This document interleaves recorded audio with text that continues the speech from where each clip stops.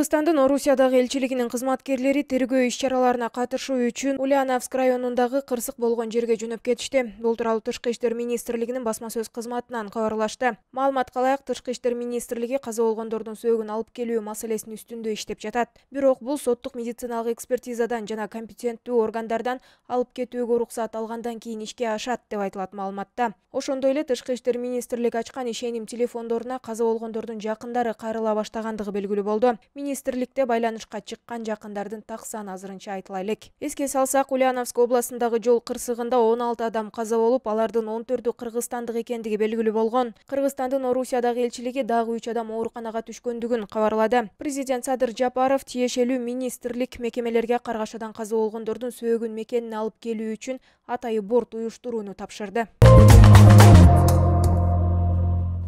Ири курал сактоого шек саналып кармалган Үмүт Жанако фирмасынын ээси Журат Абдуллаев 19 октябрга чейин камакка алынды. Бул тууралуу 1-май райондук сотунун басма сөз кызматынан кабарлашты. Маалыматка ылайык, үстүбүздөгү жылдын 20 августунда Абдуллаевдин башкаргоо чарасы каралып, СИЗО 1 мекемесине камакка алынган.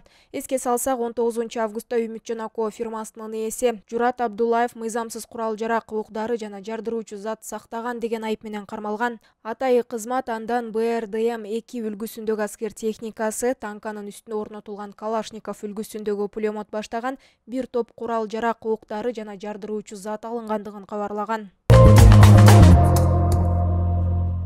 Ысык көлдө күйөөсү тарабынан сабалган аял милицияга арыз жазуудан баш тартты. Маалыматты облустук милициядан тастыкташты. Маалыматка ылайык, Радуга пансионатында катталган окуя Ысык көл райондук милициясынын электрондук маалымат журналына катталган. Жагдайды тактоо үчүн аймактык милициянын кызматкерлери жөнөтүлгөн. Окуяны тактоо учурунда аял милицияга арыз жазуудан баш тарткан деп айтылат маалыматта. Буга чейин социалдык тармактарда пансионаттардын биринде күйөөсү балдарынын көзүнчө аялын сабаган видео тараган.